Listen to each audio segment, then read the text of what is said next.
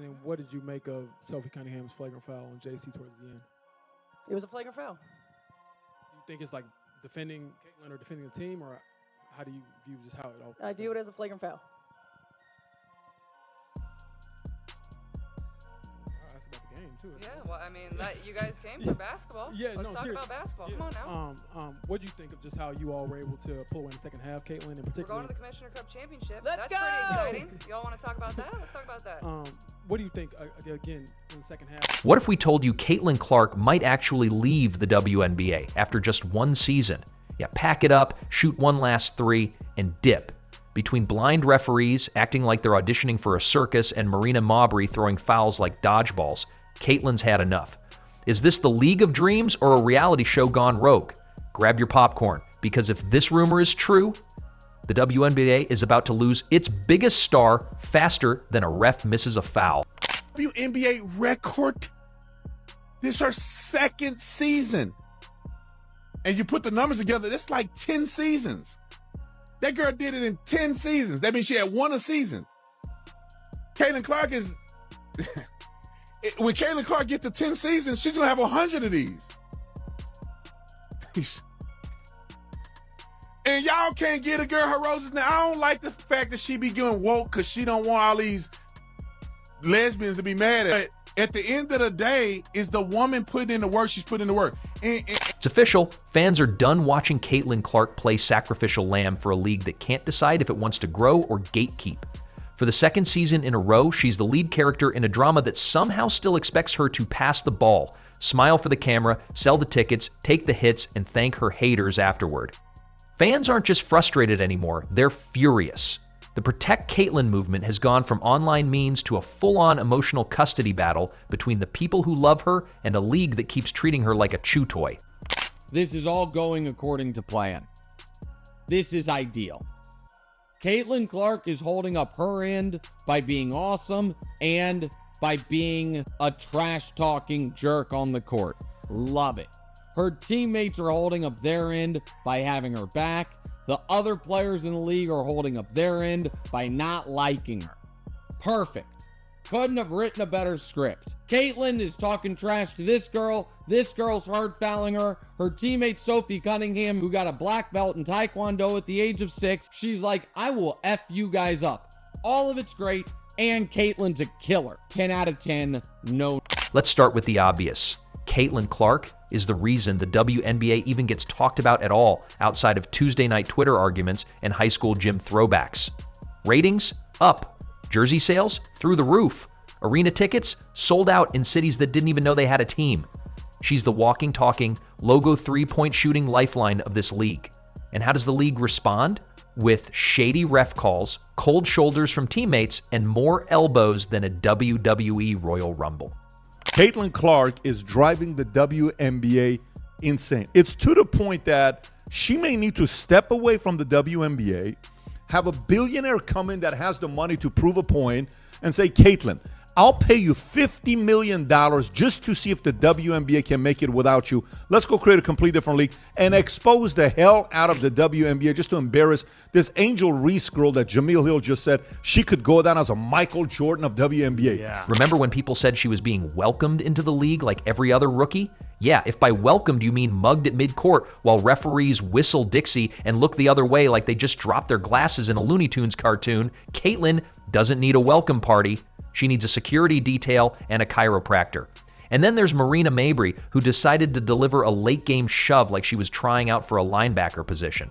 The foul was so aggressive, the NBA probably sent her a contract out of confusion. But of course, Caitlin gets up like nothing happened, because at this point, being hit is just part of her pregame warm-up. Stretch, shoot, dodge a flying elbow, rinse and repeat. What's absolutely bonkers is that every time Caitlin so much as breathes too hard near a veteran, she's called entitled. When she takes a hard foul, it's part of the game. When she doesn't take it personally, they accuse her of being distant. She could rescue a puppy during halftime and still get criticized for not passing the ball to a teammate instead. Meanwhile, the fan base is out here running digital CPR on the league. Every time someone clocks Caitlin like it's amateur night at Fight Club, fans hit rewind, break it down frame by frame like it's the Zapruder film, and scream into the void. How is that not a flagrant? Well, I will say this.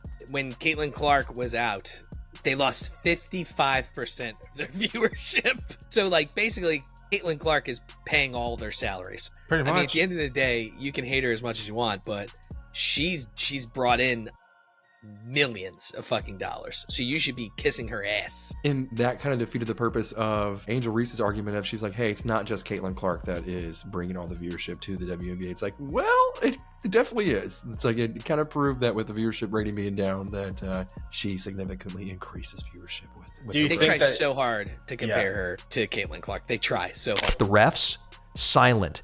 The league, louder. About dress code than player safety. It's like the entire ecosystem has gone mad. Now, fans aren't just asking if Caitlin Clark should stay, they are begging her to leave. Imagine her signing a shoe deal, hitting the broadcast booth, or just taking her talents to Europe, where basketball is basketball and not a high-stakes game of let's see how much abuse one woman can endure before she snaps. Overseas, she'd get paid, protected, and probably greeted at the airport with flowers, not flying elbows. Let's face it, the WNBA is running a Caitlin Clark content farm and feeding her the same slop every week. Unnecessary, drama, bad calls, zero support. Fans see it. The media sees it. Even the people who pretend not to like her secretly check the schedule to see when she's playing. Because love her or hate her, she's the whole show. But no one wants to watch the main character get sabotaged every episode. She's brought more to the league in 2 seasons than some franchises have in 2 decades. And yet, she gets treated like a guest at her own party. Even the promos are awkward. Come watch Caitlin Clark and the others. It's like she's Beyonce and the rest of the league is a very confused Destiny's Child. No shade, just facts. The Fever and Sun hold a brawl and a basketball game breaks out. This was something. Caitlin Clark, without question, gets raked across the face. I think she gets poked in the eye, but it's difficult to tell. If you're the Indiana Fever, you cannot stand by and let that happen. They need to make it clear to the officials. If you're going to let this happen, then we're going to stand up for our player and make a mess of the game, and you're going to have a big mess on your hands. So you need to stand up for this. You need to do something about this. You've just learned with definitive data and beyond question that Caitlin Clark controls more than half the audience for the entire WNBA. And let's not forget the constant gaslighting. It's not that bad. She's being dramatic. She needs to earn her stripes. Oh, really? Because last time we checked, she's earned more stripes than a zebra in a barcode factory. She's out here averaging 25 points, 8 assists, and 12 microaggressions per game and doing it with a smile. What more does she need to do? Levitate? Fans aren't stupid. They see the double standard. They see how the league bends over backwards for some players and casually shoves others under the bus. They see the forced storylines, the passive-aggressive interviews, and the locker room politics. And they're tired. They're tired of watching Caitlin fight for space on a team she built. They're tired of watching her get snubbed in all-star voting like it's a middle school popularity contest. They're tired of pretending this is okay. If she leaves after this season, it won't be because she couldn't hack it. It'll be because she's smart enough to know when she's being played. And let's be honest, leaving might be the power move of the century. The league that couldn't stop talking about her would suddenly have to face a very quiet reality. No more packed arenas, no more record-breaking streams, no more casual fans tuning in just to see what she does next. A lot of us were expecting some sort of dip since Caitlin Clark has been out with injury, but I don't think all of us were expecting the entire viewership of the entire WNBA to be down. And this tweet from Christine Brennan really stuck out to me. She said, one player gets injured and more than half the TV audience for the entire league disappears. Has any other athlete ever had that kind of impact on a sport? Golf without Tiger definitely dropped precipitously on occasion, but not like this. This news is alarming for the league, and it's alarming for the league because this is such a crucial year for the WNBA. What happens then? They bring back promotional bobbleheads, offer 2-for-1 ticket deals, paint inspirational quotes on the court and hope people forget? Spoiler alert, they won't. The moment Caitlin Clark walks out, the WNBA becomes a trivia question again. Hey, remember that league that had that superstar for a hot minute? Whatever happened to them? And don't even start with the she should stay and tough it out crowd. She has toughed it out. Through media backlash, on-court assault, referees with oatmeal for eyes, and players more interested in playing defense against her own success than actually winning games. At some point, toughness isn't the answer, self-respect is. And while we're at it, How is the league not capitalizing on this moment? Caitlin Clark is a once-in-a-generation star. She's relatable, marketable, and somehow still humble after being treated like a human piñata. You'd think they'd be rolling out red carpets, giving her endorsements, building marketing campaigns that don't look like they were photoshopped in 2003, but no, just more shade, more hits, more missed opportunities. Fans have had enough. They're not just watching the games, they're watching out for her. They're posting clips, calling out the league, demanding justice like unpaid interns in the Caitlin Clark PR department. And if she decides to peace out after this season, she won't be going alone. She'll be taking millions of loyal viewers with her, the kind who buy tickets, stream games, wear the merch, and unapologetically scream every P every time she touches the ball. I am sick and tired of the way they are treating my girl, Caitlin Clark. I am here to propose a solution. I think they need an enforcer. You know, someone who comes off the bench to kind of lay the smack down on an opposing team member. I want to get the word out to the Indiana Fever that I am available. I'm ready to identify as whatever I need to in order to get the job. They need someone like me. Why? Because I'm not afraid of any 6-foot tall lesbian. I work out. Now, I have a couple of real good go-to moves in my bag of tricks. If the WNBA wants to keep her, they better start acting like it, because right now it's giving ungrateful roommate energy. And fans, they're ready to pack her bags, drive her to the airport, and cheer as she boards a plane to anywhere that actually respects greatness. In a league starving for attention, Caitlin Clark was the feast. But if all she gets in return is crumbs and chaos, don't be shocked when she decides she's had her fill. And just when you think it can't get more absurd, here comes the cherry on top of this flaming hot mess, the ESPN think pieces. One's bending over backwards, sideways, and upside down to explain why Caitlin Clark getting shoved like she owed Marina Mabrey lunch money is somehow her fault. Yes, really, because apparently having the audacity to talk trash in a professional sports league is now grounds for getting tossed across the court like a gym towel. Forget the actual shove. Forget the fact that Caitlin didn't retaliate, didn't throw a punch, didn't even flinch. She just walked it off like the queen of composure she is, stuck to basketball, and kept her head in the game. Meanwhile, ESPN commentators are out here with their detective caps, acting like they cracked the Da Vinci Code because she once smirked after hitting a deep three. She brought it on herself, they say, like she asked to be body slammed between possessions.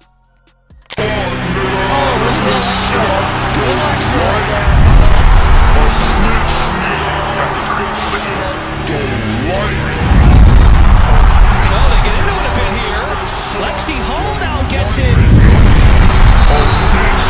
Shoulders face. Caitlin Clark hits the deck.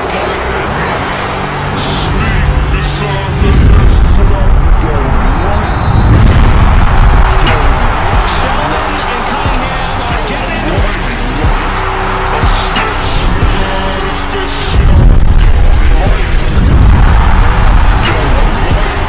Caitlin Clark with a few words with JC Sheldon.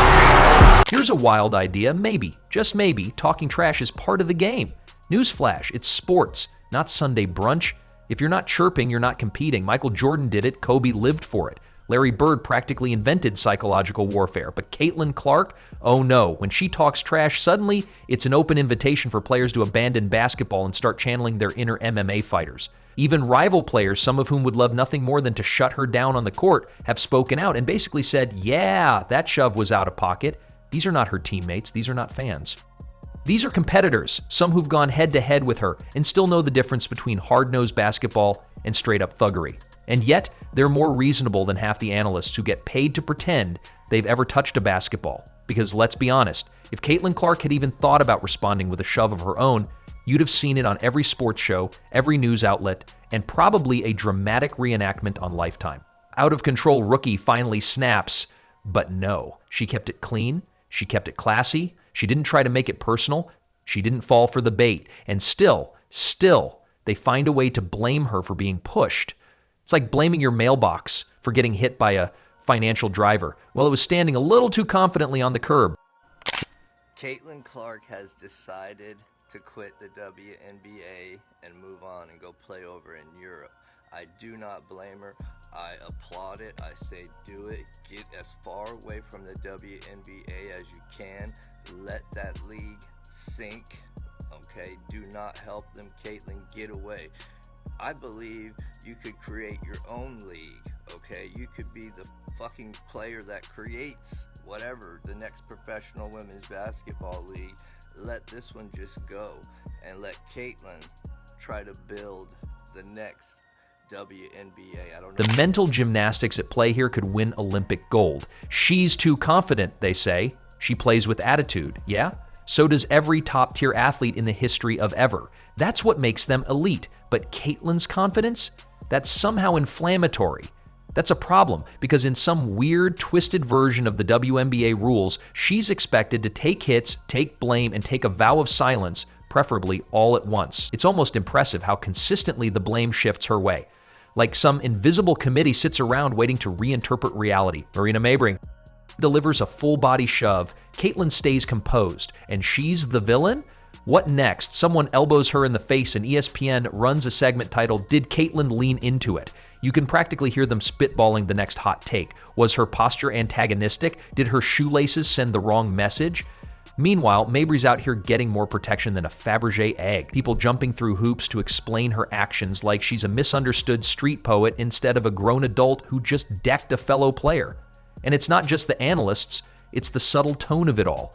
The passive-aggressive headlines, the lukewarm analysis that reads more like a PR statement crafted by someone who once glanced at a basketball and screamed, I want to get your opinion because it's been a minute on this Angel Reese, Caitlin Clark stuff that's been going on. Brittany Griner a couple of weeks ago in a video says trash effing white girl when she was playing Caitlin Clark. What's your just kind of 30,000 foot view of this? There is not an organization more dedicated and committed to self-imploding than the WNBA. The WNBA was like handed the golden egg that is Caitlin Clark. Yeah.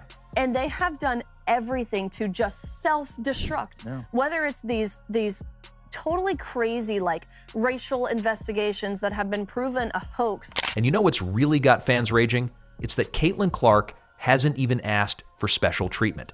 She didn't go on a press tour. She didn't cry foul. She didn't even throw shade. She just plays game after game, hit after hit, keeps showing up like the ultimate professional, while everyone else tries to twist the narrative into a soap opera where the villain is the woman averaging 25 points a game and keeping the league afloat. There's a simple truth here. If Caitlin Clark had thrown that shove, she would have been ejected, suspended, and paraded through a media circus as what's wrong with the league. But since she took it and didn't react, somehow she still gets painted as the problem. Because how dare she not smile more while getting manhandled at midcourt? Fans aren't dumb. They see this. They see the double standards stacking up like bricks in a bad reality show set. One set of rules for Caitlyn and another for everyone else. One for the star who brings in the dollars, the views, the ratings, and still somehow isn't worth defending. And yet she keeps playing. She keeps showing up. It's enough to make your blood boil and your brain short circuit. The league has a generational talent on its hands. Someone who brings eyeballs, sells jerseys, and inspires the next crop of players, and they're treating her like she's the designated punching bag.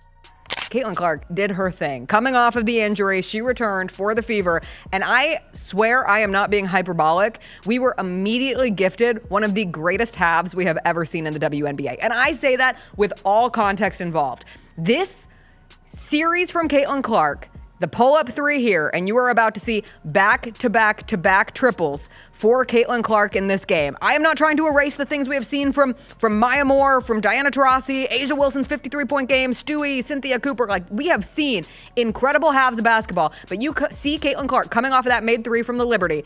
Pull up, of course. She's making it in that moment. And when she doesn't flinch, when she handles it with grace, they still try to paint her as the issue. At this point, they'd blame her for global warming if it got them 10 seconds of airtime. So, yeah, when fans say they want her to leave the WNBA, it's not because they want her to succeed. It's because they want her to survive. They want her somewhere she can thrive without being the scapegoat for everyone else's insecurities. Somewhere that respects what she brings and doesn't try to twist every reaction into a morality play about knowing your place. Because here's the real deal. Caitlin Clark isn't the problem. She's just the mirror. And some people clearly can't handle what they see.